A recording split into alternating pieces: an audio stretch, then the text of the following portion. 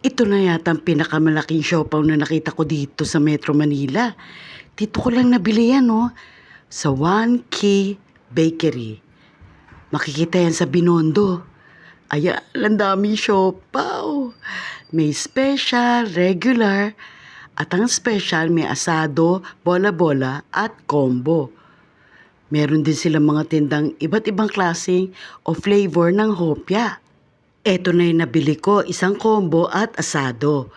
Yung combo, yung halong bola-bola at asado, inuwi ko siya at wala namang mesa dun sa bakery.